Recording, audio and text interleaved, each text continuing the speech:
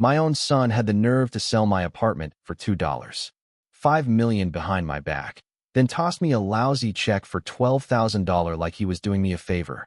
With a smirk, he told me, "Go find yourself a tiny room in some rundown place on the edge of town." He figured I was some weak, clueless old man. Instead of getting angry, I laughed right in his face. He had no idea what I'd taken care of just days earlier. Before I dive deeper into this, make sure you hit that subscribe button and tell us in the comments where you're tuning in from. The front door slammed hard, rattling the old frame, and in walked Liam. He stood there in my living room like he owned the place, his fancy Italian leather briefcase catching the afternoon light pouring through the windows I'd just scrubbed that morning. The suit he wore probably cost more than I spent on groceries in a month. Then he said it. I sold the house. 4 words, flat and cold, no hello, no lead up. Like someone had dumped a bucket of ice water over me. I lowered my newspaper, still trying to process what I'd just heard. "What do you mean, sold?" I asked, my voice catching. Liam's jaw tightened as he pulled out a fat stack of legal papers from that shiny briefcase. The sound of the pages hitting my coffee table smothered the half-finished crossword puzzle I'd been working on. His gold watch gleamed when he reached for his Mont Blanc pen. "The deeds are already transferred. Settlement happened yesterday," he said, his voice calm, clipped, professional, the same tone I'd heard him use when he was closing a business deal. "I've laid everything out for you right here." My hands shook as I reached for the documents. The letterhead read Morrison and Associates Real Estate. Beneath it, in bold black print, "Final sale agreement, 256 Oakwood Street." My home. The place I'd lived for 30 years. "Liam, this is my house," I said quietly. "You can't just." "I can. And I already did." He cut me off, glancing at his Rolex like he had someplace better to be. "I'm the legal owner, remember? You signed it over to me 3 years ago for tax purposes." The memory hit me like a punch to the gut.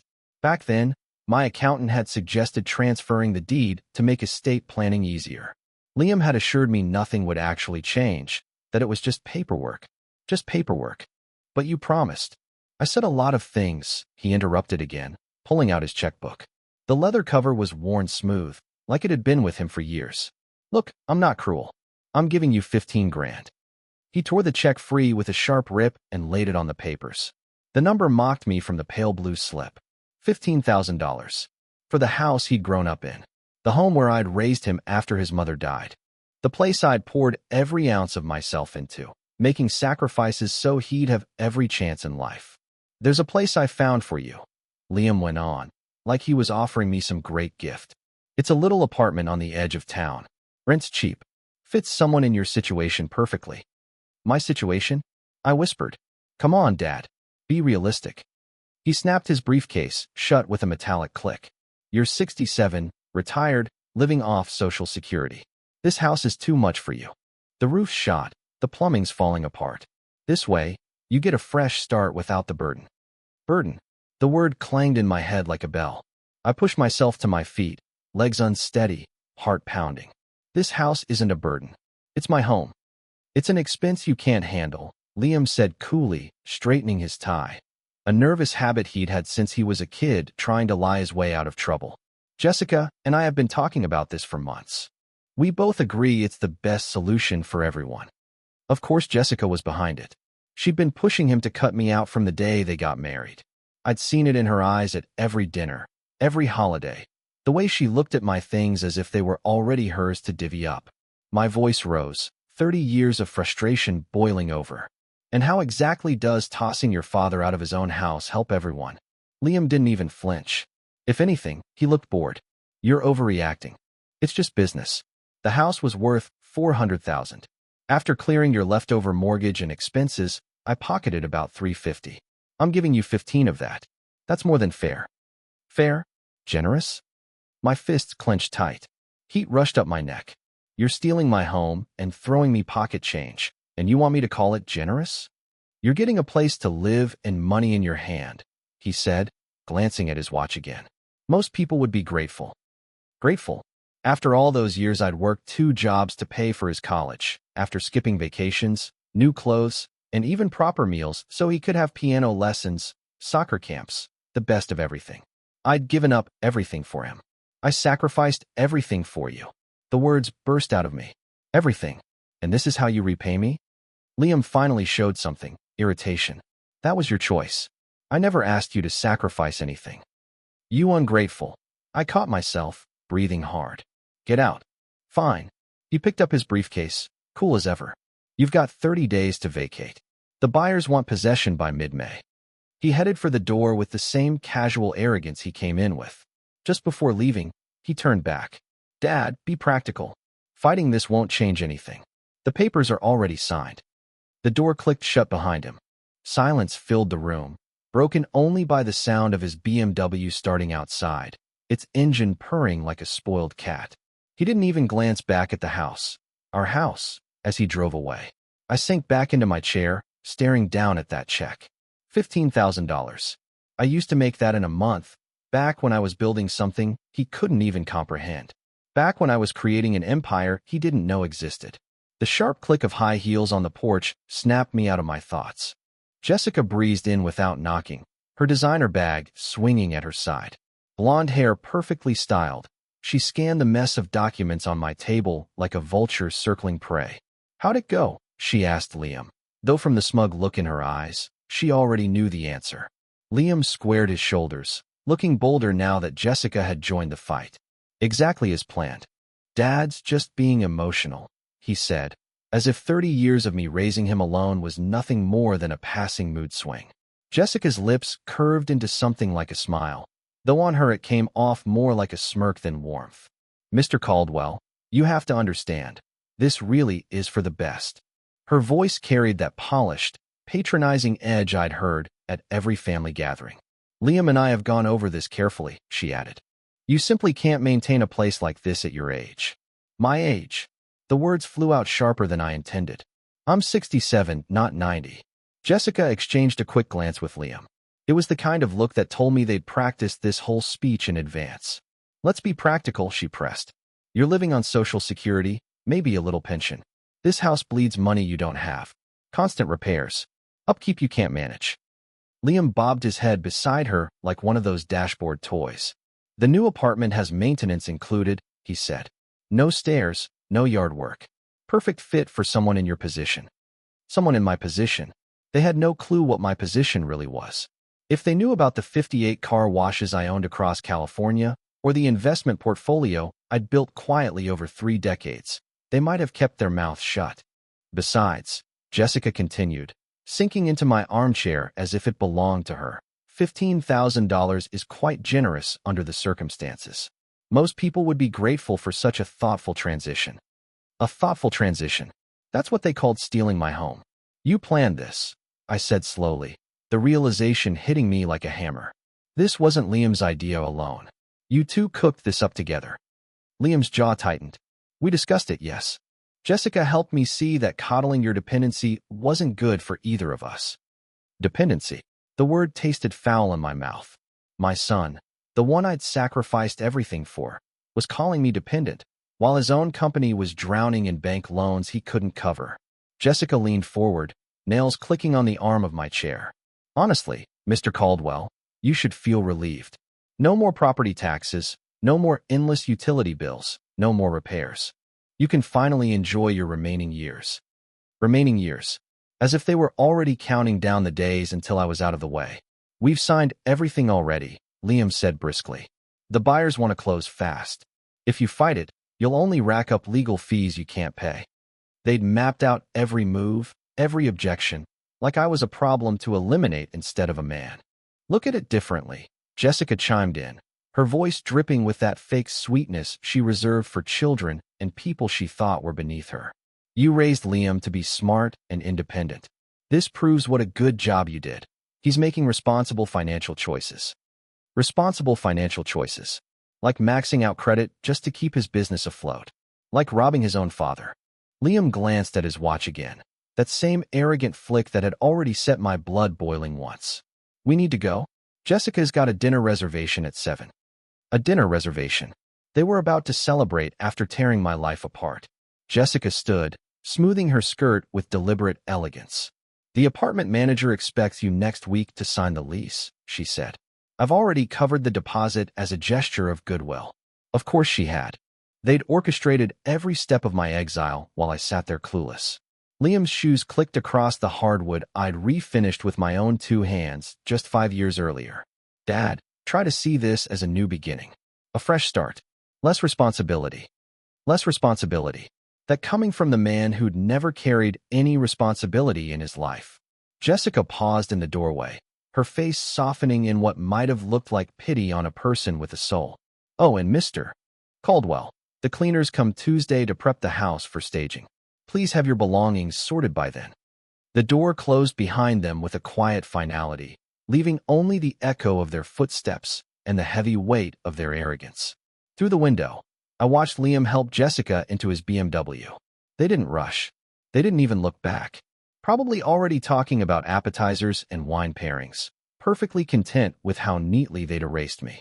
The silence that followed filled the house like water flooding a sinking ship. I stood frozen in the middle of my living room, the $12,000 check trembling in my hand. It weighed almost nothing, yet it carried 30 years of betrayal. $15,000. I stared until the numbers blurred. Liam had no clue what that check really represented. My eyes drifted to the mantelpiece. There was his graduation photo, Liam in his Stanford cap and gown, grinning beside his diploma. For years at one of the priciest schools in America, I remembered every tuition check, 45 grand a year, paid right on time, semester after semester. $180,000 in total. Back then, I was working 16-hour days across 3 car wash locations, doing the dirty work myself. My hands cracked from chemicals, my back aching from engines, but I made sure he got the best education money could buy. He used to call every few weeks, casual as if he was ordering a coffee. Dad, I need money for books. Dad, can you help with a laptop? Dad, there's this fraternity networking event. And I never hesitated. Every request answered, every sacrifice made without complaint. I walked to my desk and pulled open the bottom drawer where I kept old records. There it was, the folder labeled Liam's business investment, $95,000. In 2019, I drained my emergency savings after he pitched me his revolutionary consulting idea. His eyes had shone with excitement. This is going to change everything, Dad. I'll pay you back in 2 years, guaranteed. The check cleared that Tuesday. The promise vanished just as fast. My fingers moved through more documents. Statements showing annual transfers, $12,000 every December for 15 years straight. Christmas gifts, I called them. Liam just called it help, like it was his right. That was $335,000 handed over without strings. No repayment, no gratitude. He accepted it every year with the smug entitlement of someone cashing a paycheck. Thanks, Dad. This really helps with the mortgage. That's what Liam always said, never once acknowledging the strain it put on me, never once wondering how a supposedly broke retiree managed to come through year after year. The irony stung like acid in my throat. Now he was offering me back a single year's worth of what I'd handed him freely for more than a decade. I wandered back into the living room, crunching numbers in my head. Liam had lived under this roof, rent-free, until he was 35. In this neighborhood, market rent runs about $3,200 a month. 12 years of free housing. That's $550,500 right there. Add in utilities, maintenance, food, and even his car insurance, which I kept paying until he hit 30. The total kept climbing in my mind like a slot machine jackpot spinning the wrong way. College tuition? $600,000. Business investment? $95,000. Annual gifts? $335,000. Free housing and expenses? About $500,000. A conservative estimate put my total investment in Liam at nearly $1 million. And his gratitude? Robbing me of my home and tossing me pocket change to shove me aside. I crushed that check in my fist, then smoothed it out flat again on the coffee table. The paper crackled like brittle leaves, the ink smearing from the sweat on my palm. For 30 years, I treated Liam like the kind of son every father hopes for. Opportunities, education, financial security, unconditional support. He repaid it by treating me like some expense to be trimmed from the budget. The house didn't feel the same anymore. It seemed smaller, colder, already belonging to strangers. Every chair, every worn surface carried the memory of sacrifice. That secondhand couch? I bought it because Liam's tuition had to come first. The old TV? I kept it long after it should have been replaced because his business needed cash. Even the carpet under my feet was threadbare because I'd funneled money into his future instead of my comfort. I stood by the window where I'd watched their BMW disappear. Right now, they were probably at some overpriced restaurant, clinking glasses, patting themselves on the back. Jessica would be praising Liam's business sense while sipping wine that cost more than my week's groceries. But they had no idea what they'd just stirred awake. 30 years of building something bigger than they could ever imagine. 30 years of patience and strategy they'd never even suspected. 30 years of careful planning they hadn't bothered to uncover. Liam thought he'd shoved aside a helpless old man. Jessica believed she'd eliminated an inconvenient burden. Neither one realized they'd just declared war on someone who'd been quietly building an empire in the shadows. As I walked toward my office, I felt the shift inside me. It wasn't just anger anymore. It was colder now, sharper, calculated. They thought they'd blindsided me. They didn't know I'd been bracing for this betrayal ever since April 8th. The memory came back in perfect detail. I was in the kitchen that night, chopping onions, when I overheard Liam's voice drifting from the living room. He was on the couch, whispering into the phone in that low, conspiratorial tone people use when they're sure no one else is listening. "No, Jessica. He won't see it coming," Liam said, smugness dripping from every word. The old man's clueless, completely in the dark about his own situation. I froze, knife in hand, onion forgotten. "Getting rid of him is the smart move," he went on. "We sell the house, dump him in some cheap place, and stop carrying the burden. Dad's becoming dead weight." Dead weight. My own son talking about me like I was a broken chair to haul to the curb. "Trust me," he added with a laugh that chilled me. "He'll thank us for simplifying his life. 15 grand will keep him quiet. That's more money than he's seen in years." The knife trembled in my grip as Jessica's muffled voice answered through the phone speaker. I couldn't make out her exact words, but Liam's reply made my stomach knot tighter. "Exactly. Once we get power of attorney, we can sort through all his messy finances. Who knows what other debts he's hiding? The house closes next week. We'll hand him the check, frame it as a done deal, and move him out before he can fight it." That night, I barely slept. But by morning, I knew what I had to do. On April 10th, I walked into Paul Lee's law office, a place that smelled of leather and old books, the kind of space where serious business gets handled in quiet confidence. I'd called him at the crack of dawn, and he squeezed me into his packed schedule. "Will, you sounded upset on the phone," Paul said, leaning forward across his mahogany desk. "What's going on?" "I need to protect my assets from family interference." My voice was steadier than I felt. "Someone close to me is planning to exploit what they think is my weakness." Paul arched an eyebrow but didn't pry. "That's why I trusted him for 15 years. What kind of protection do you want?" he asked. "Complete separation," I said, sliding a folder across to him. "I want every piece of my business and every holding shielded. No inheritance fights, no power of attorney, nothing they can touch. Everything needs to be airtight." For the next 2 hours, we went through it all. Asset protection, trusts, business structures, verification, legal barriers stacked like bricks in a fortress wall. Paul was sharp, methodical, and thorough. "This builds an impenetrable shield around your empire," he explained, pushing the final papers across the desk. "No one touches a dime without your explicit say-so. Even family would be buried under legal battles for years, costing them more than they could ever win." I signed every page with a steady hand, knowing I was locking the gates on everything I'd built. "Is there anything else we should discuss?" Paul asked, sensing there was more behind my request. "Not yet," I told him. "But keep your phone close. I may need you again soon." Now, on the evening of April 15th, standing in my home office, I pulled out the sealed packet Paul had prepared. Every page was flawless, every safeguard locked tight. Liam and Jessica thought they were plotting against a helpless old man with no resources, no way out. They didn't know they'd just declared war on someone who owned 58 profitable businesses across California. Someone who'd spent decades building an empire while they slept.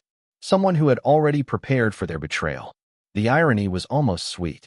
While Liam wrestled with bank loans and drowning debt, while Jessica schemed to strip me of what she thought was a modest retirement fund, I sat on assets worth more than either of them could dream. Tomorrow, their education would begin. Tonight, I would design the lesson plan. Morning came gray and steady, fitting my mood perfectly. I woke clearer than I had in weeks. After 3 decades of operating in shadows, it was time to step into the light, on my terms. By 7:30, I was in my best Navy suit, the one reserved for real business. Liam thought the only clothes I owned were old jeans and worn flannel. Today, he'd start learning just how little he knew about his father. The drive to First National took 20 minutes through heavy traffic. I'd chosen this bank deliberately, the same institution where Liam had bragged about landing his business loan 2 years earlier. I'd filed away every careless detail he spilled that night at dinner. The manager's name, the amount, even his repayment schedule. Mr. Caldwell. The receptionist said warmly when I walked in. It's wonderful to see you. Here to make a deposit or discuss your accounts. My car washes had been depositing between $50,000 and $70,000 a week here for 15 years. That kind of history buys you more than friendly smiles. I need to speak with Mr. Thompson about a family matter, I said. She tapped quickly at her keyboard. He can see you in 10 minutes. Would you like some coffee while you wait? Thompson's office smelled like leather and confidence. Awards gleamed on the walls. Photos showed him shaking hands with city leaders. It was the kind of room where big financial decisions happened every day. Rog, he said, standing with an outstretched hand. Always a pleasure. Everything good with the car wash accounts? The accounts are solid, I said, settling into the leather chair across from him. This is personal. It involves my son.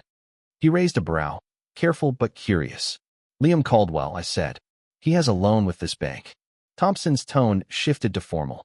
You know I can't disclose client information. I'm not asking for details. I'm speaking as a father, and as a client of this bank for 15 years. I leaned in, voice steady. Yesterday, my son informed me he sold my house without my knowledge or consent. He offered me $15,000 to call it even. Thompson's eyebrows lifted. He believes I'm a broke retiree with no assets, no options. I went on. What he's really done is show me his character. If he's willing to manipulate his own father, how might he treat his business partners? Or this bank? Thompson typed something onto his screen, his face hardening. Character does weigh into lending relationships, he said slowly. I gestured toward the window. You've known me for years. My deposits are steady, my account's transparent. My son, meanwhile, views obligations as inconveniences to be eliminated through deceit. That's who you're dealing with. These are serious concerns, Thompson admitted, fingers drumming on his desk, especially given recent irregularities in the account you mentioned. A spark of satisfaction ran through me. Liam's situation was worse than I thought. What would you recommend? I asked. If a borrower shows a pattern of deception, even with family, how does that reflect on their business credibility? Thompson was quiet, studying the monitor. Let's just say behavior patterns matter. We do factor them into risk management. I stood, adjusting my tie. That's all I wanted, to share my perspective. Your decisions are, of course, your professional judgment. He stood as well, shaking my hand. I appreciate you bringing this forward. Well, may I ask a few more questions about your son's recent behavior? For the next 20 minutes, I gave him a clean, factual rundown. No theatrics, no bitterness. Just two businessmen discussing risk. Thank you, Thompson said at last. I'll need to review our policies regarding his account. Standard procedure. I trust your judgment, I told him, walking out with quiet satisfaction. Liam thought he'd outmaneuvered me. What he didn't realize was that I'd just tilted the first domino. His loan would be under a microscope by sundown.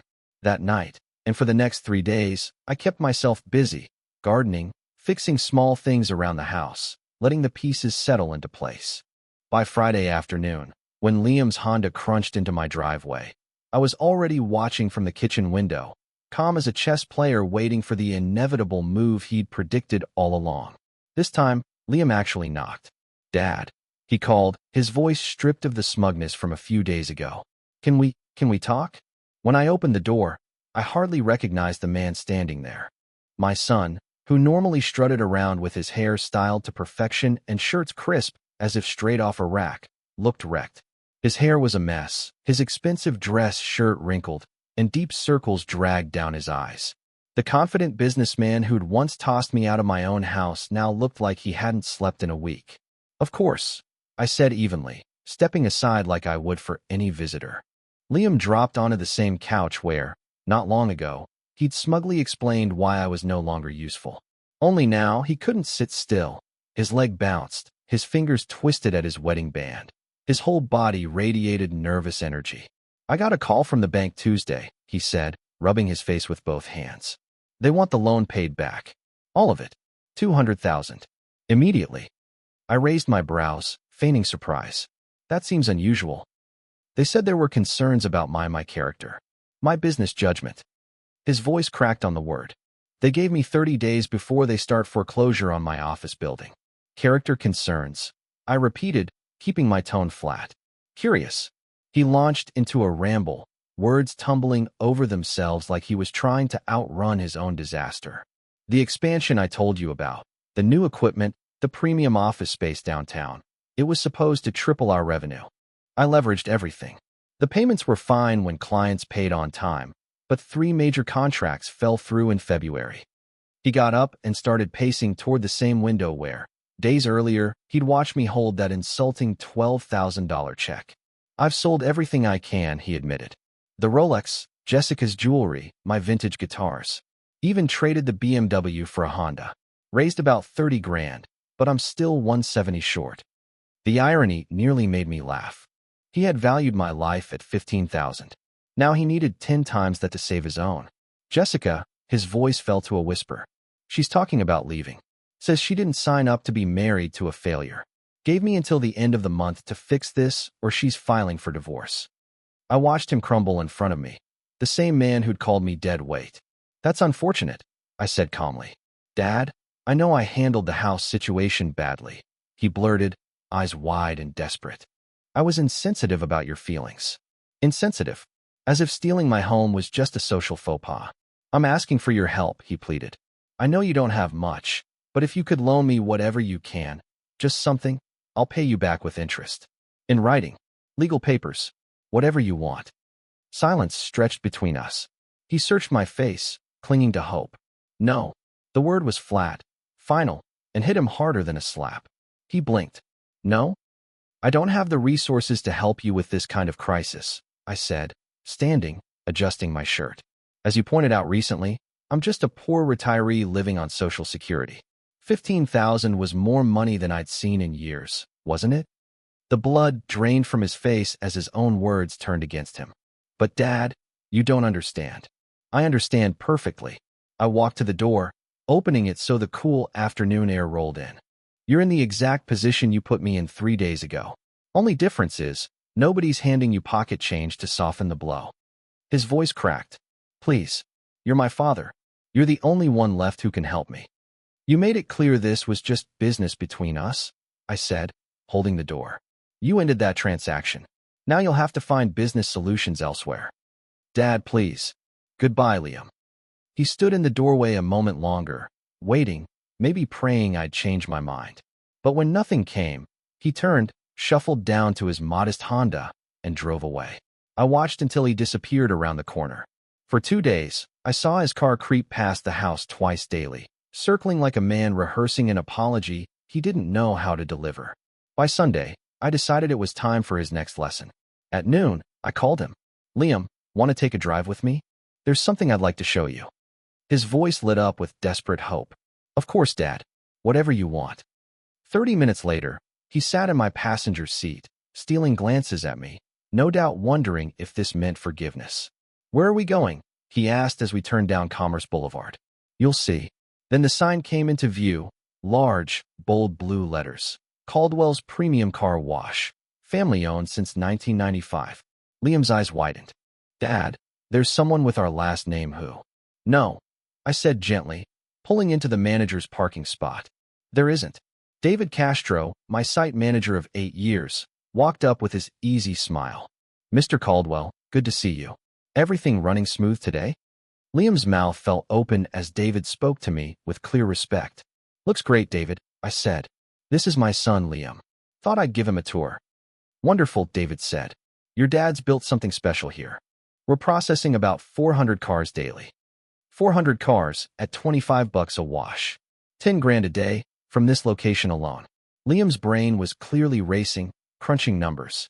Inside, the operation thrummed like a well-oiled machine. Conveyor belts pulled cars through gleaming bays while crews handled detailing. Monitors displayed live revenue, customer feedback, equipment performance. Everything ran with military precision.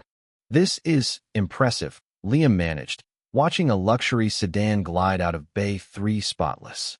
"We've been perfecting it for 3 decades," I told him casually. "Started with one in 95, added 2 more by 2000. Then we scaled, carefully, across the bay." Liam froze mid-step. "Expanded how many locations?" I pulled my phone from my pocket and opened the management app one use every morning. All 58 sites showed up in clean little rows: daily revenue, customer counts, equipment status, the works. 58 locations, I said, handing the phone over. "From San Francisco down to San Diego. We've got coverage in every big metro area." He stared at the screen, his hands almost shaking as he scrolled. Each line spelled out numbers he couldn't ignore, sites pulling in between $7,000 and $12,000 a day. His lips moved when he read the total. $423,000 daily revenue. Millions monthly.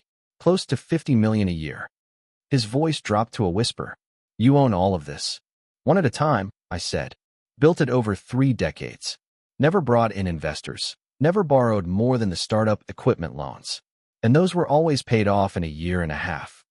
I took my phone back like I'd just checked the weather and slipped it into my pocket. "But how?" he stammered. "I always thought you were." "Thought I was what?" I asked. "Poor. Barely getting by." I motioned to the spotless cars rolling out of the bays, the digital boards tracking revenue in real time, the workers moving like clockwork.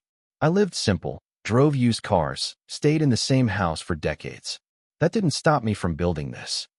Liam leaned against a pillar, his face pale, like he might throw up. "When I asked you for 200,000, his voice cracked. "You could have written that check without blinking." "Without blinking," I agreed. "I could have written 10 checks that size. Maybe 20. The silence stretched. For the first time, my son was seeing me not as a washed-up retiree, but as the quiet owner of a business empire worth tens of millions. "Why didn't you tell me?" he finally asked. "Why would I?" I replied. "You never asked about my work. Never showed the slightest interest in who I was. Only in what I could give you. You saw the old clothes, the modest house, and you assumed I was broke. That assumption gave you an excuse to treat me like dead weight." His legs gave out, and he slid down the pillar, face buried in his hands. "I need to go home," he muttered. "I need to think." "Of course," I said, turning toward the car. "David, we'll head out now." "Always a pleasure, Mr. Caldwell," David said, giving me his usual warm smile. "Liam, good meeting you." Liam trailed after me like a man in a daze, barely acknowledging David's words. On the drive home, he just stared out the window, shaking his head every so often like he was trying to wake up from a nightmare. When I pulled up in front of his place, he kept his hand on the door handle for a long moment. "Dad, there's nothing to say right now." I cut in. "Go home to Jessica. Tell her what you learned today. Then figure out what you're going to do with it." By Tuesday morning, he was back on my doorstep. He didn't look desperate anymore. He looked like a man who thought he'd found a new angle.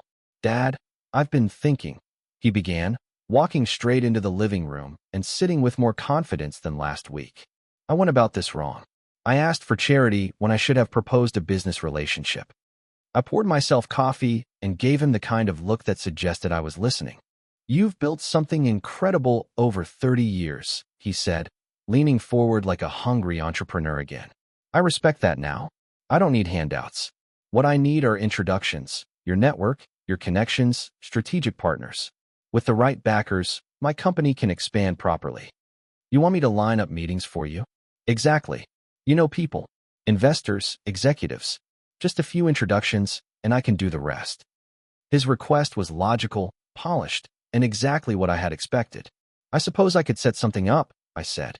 "Let me make a couple calls." By Thursday, we were sitting in a high-end restaurant across from David Lee, brother to my old friend Paul, and the head of a prosperous investment firm.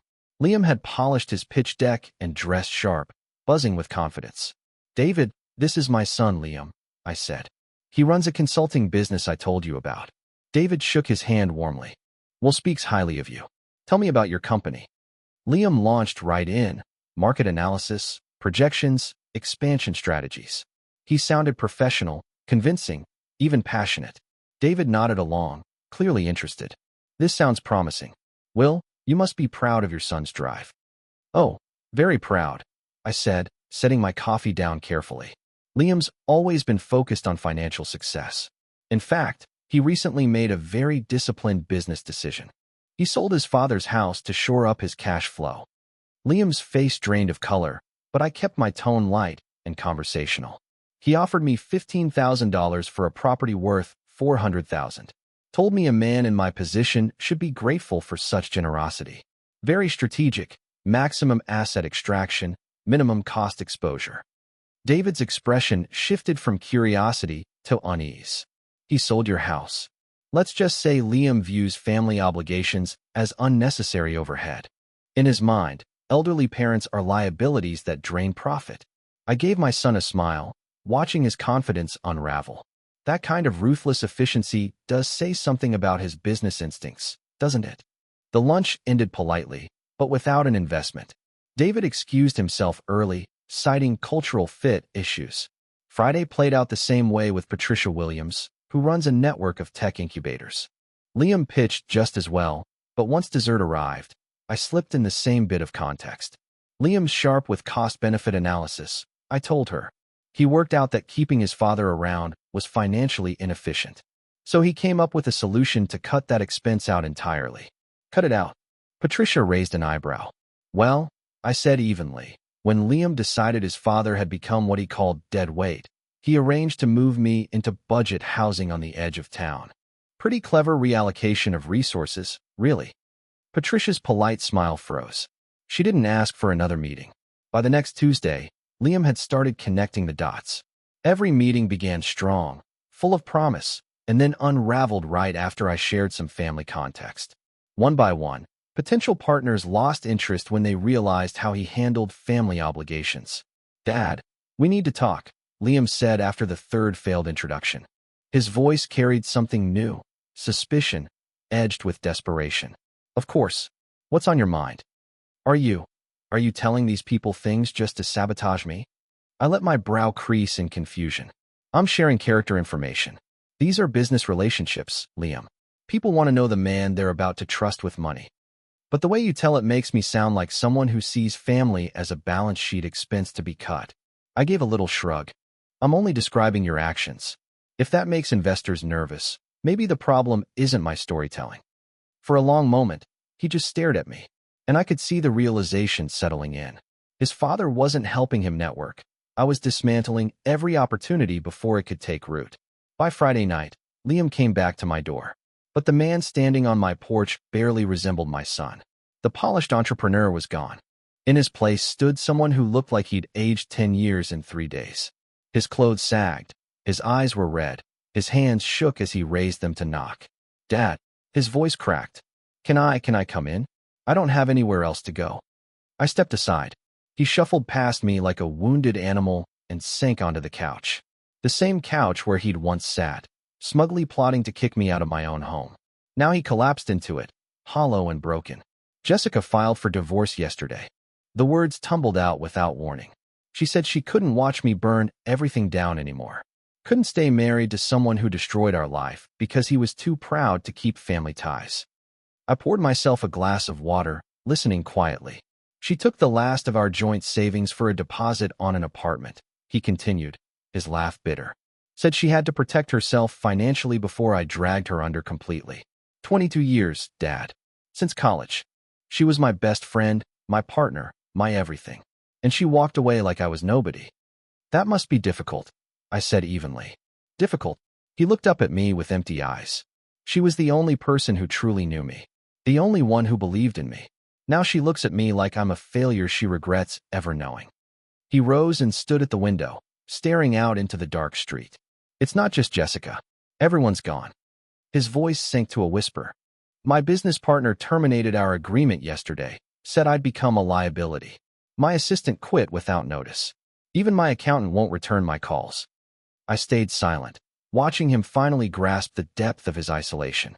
You know what hurts the most? He asked. The friends. People I've known for 15 years, people who celebrated every win with me. They won't even answer my calls.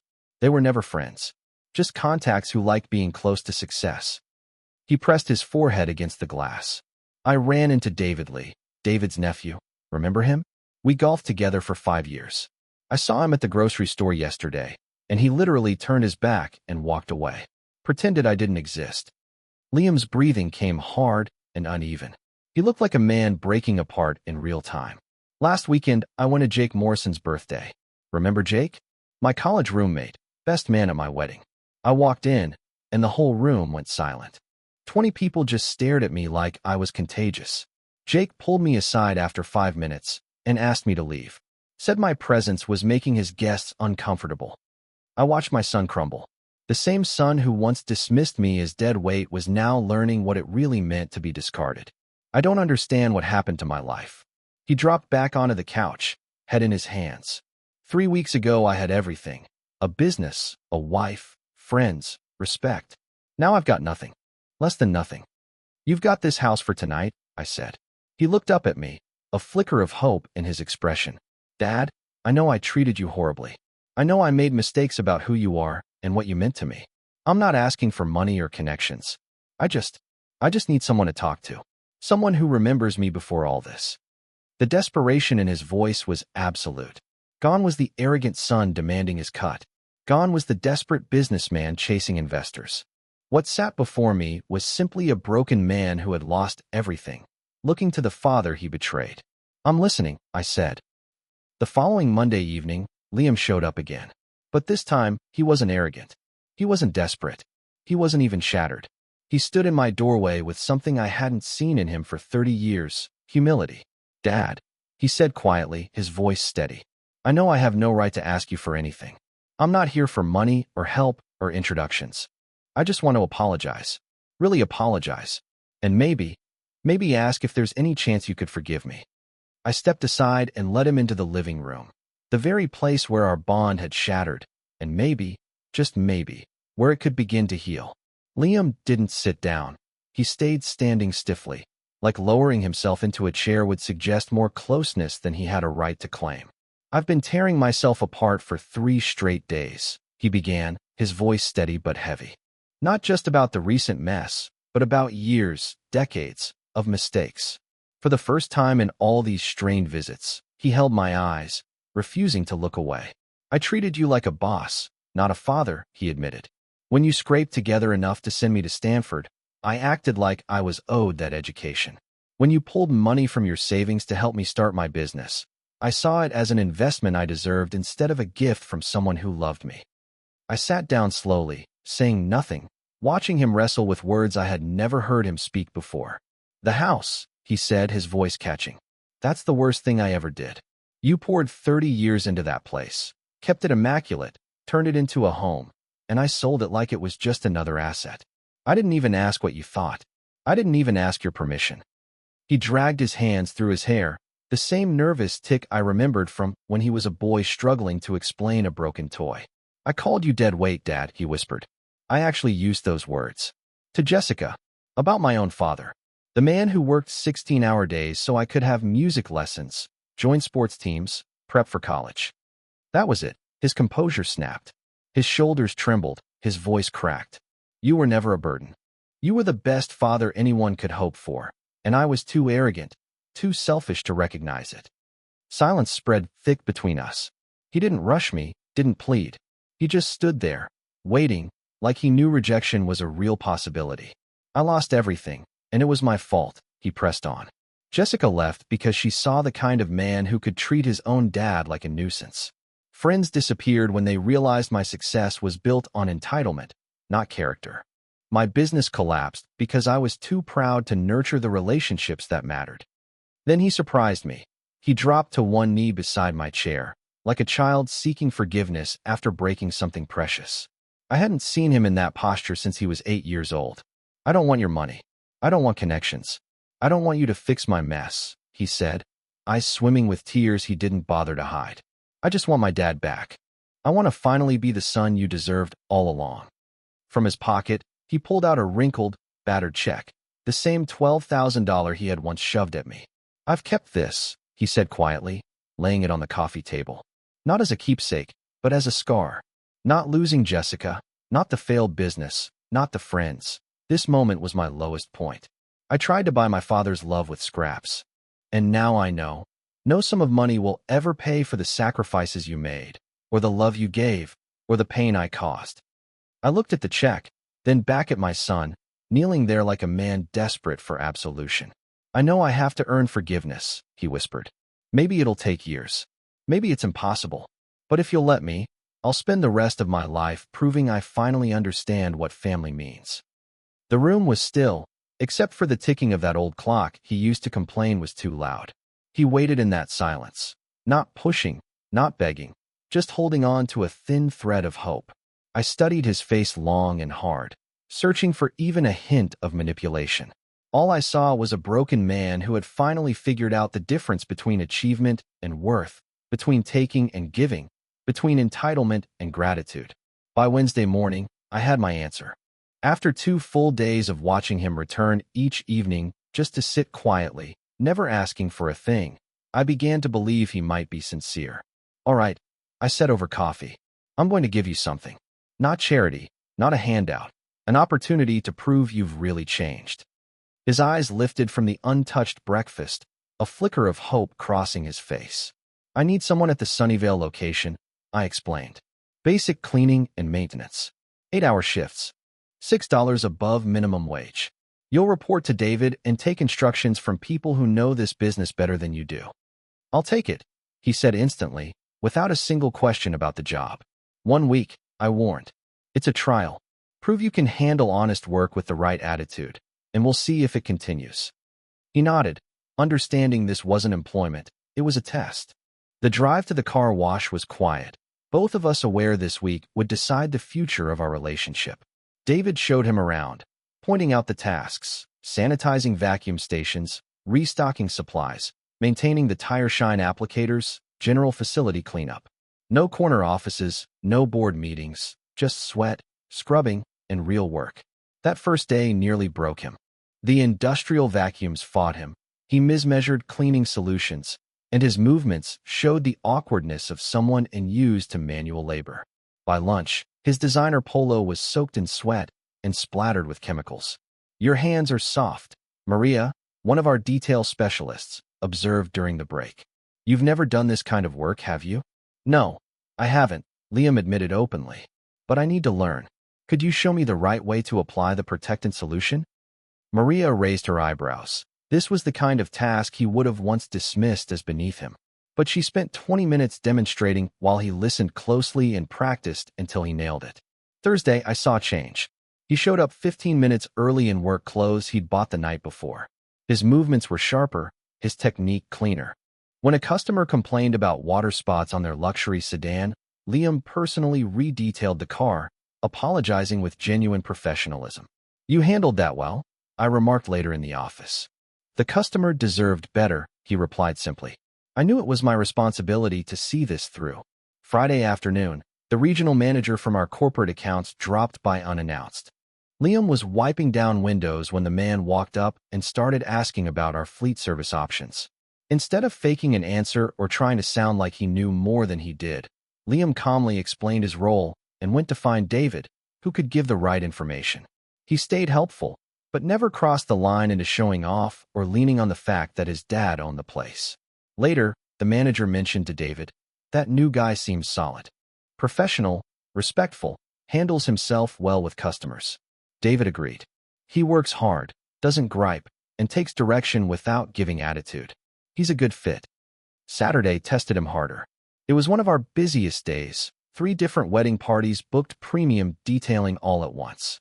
Liam didn't hesitate to volunteer for overtime. He jumped in on tire detailing, interior conditioning, and final inspections, side by side with the rest of the crew. You're getting the hang of this, Carlos, our lead detailer, said as they wrapped up the last car. Your dad's always drilled into us the importance of pride in the work. Looks like you're picking that up, too.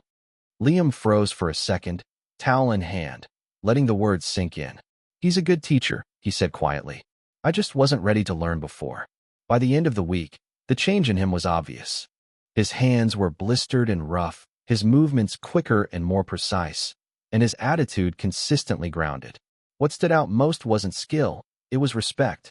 Respect for the labor, and respect for the people who carried it out every single day. That Friday evening, while we closed up after the last customer, Liam walked over with something in his eyes I hadn't seen in years. A quiet kind of pride, the kind you earn with sweat, not status. "Thank you for this week," he told me, voice steady. "I learned more than how to shine tires or wipe down glass. I watched my son double-check equipment, count supplies, and handle the little details with the same intensity he once reserved for his business spreadsheets." The smug executive was gone. What remained was a man who finally understood the dignity of honest work and how respect is something you earn, not demand. By Sunday afternoon, as he carefully cleaned the last vacuum station, I knew it was time. Justice had run its course. He had proven change was possible. Now I owed him complete honesty. "There's something important we need to talk about," I said as he organized the supply room. "I asked Paul Lee to meet us at his office this afternoon. There are some family business matters that can't wait." Liam simply nodded, no questions asked. His trust in me was whole again. On the drive, he stayed quiet, no longer trying to steer conversations or control outcomes. He just listened. Paul greeted us with the warmth of someone who had seen the whole journey from the sidelines. "Will, Liam, I've prepared the documents as we discussed. Before we dive into the legal side," I said, settling into the old leather chair across from Paul's desk, "Liam needs the full truth about what's been happening." My son leaned in, listening carefully. There was focus in his eyes, not fear. The week of hard work had given him the confidence that whatever I had to say, he could handle it. "The bank pressure on your loan wasn't random," I admitted. "I pulled that string myself through my relationship with Thompson. When you sold my house and called me dead weight, I decided you needed a harsh lesson about character and consequences." Liam's eyes widened, but he stayed silent, letting the weight of my words sink in. "Every business meeting I set up for you," I continued, "was built to fail. I shared your family behavior with potential investors," I explained, "specifically to destroy your networking opportunities. The social isolation you experienced was the natural result of people understanding who you really were." Liam's voice carried awe rather than anger. "From April 8th, when you overheard me planning your disposal, until this moment, every setback, every rejection, every loss was carefully orchestrated to teach me what I hadn't learned in 38 years of privilege and success." I nodded. "I planned your education." He leaned back in his chair, the magnitude of it sinking in. "The systematic sabotage, the precise timing of every disaster. You planned my complete destruction." "No," I corrected gently. "I planned your education." The man who walked into my house 3 weeks ago was selfish, entitled, and cruel. The man sitting here today understands the value of honest work, the importance of family, and the difference between success and character. Paul watched our exchange quietly, maintaining professional discretion. Liam's voice was slow, measured, as the understanding dawned. Having lost everything, the business, Jessica, the friends, the social status, none of it was real. It was all built on money and connections rather than character. "Exactly," I said. "And now that you understand the difference, we can discuss your actual inheritance." Paul pushed a folder across the desk. "Liam, your father has restructured his will and business holdings. Instead of a simple inheritance, he's offering you partnership in the car wash operations." Liam opened the folder, scanning the documents carefully. They outlined a gradual ownership transfer, contingent on performance and character demonstration over the next 5 years. "You'll start as operations manager for the Northern California region," I explained. 15 locations generating roughly $2 million annually.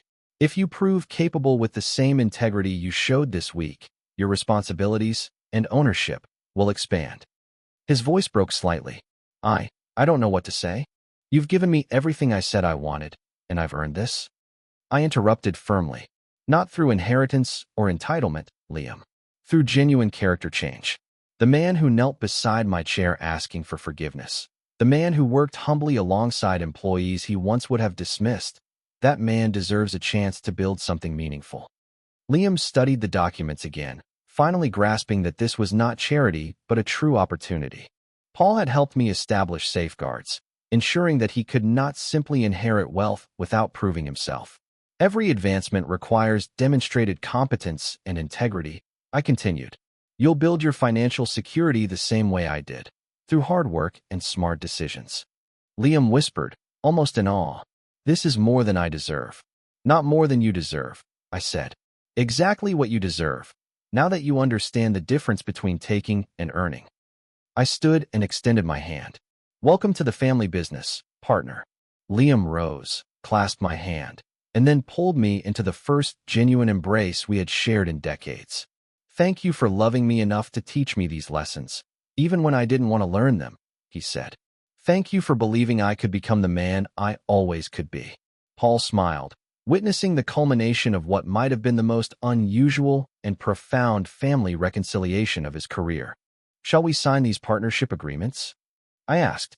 As Liam picked up the pen to formalize our new beginning, I felt the satisfaction of perfect justice achieved through love rather than revenge. The arrogant son was gone forever, replaced by a man worthy of the Caldwell family name.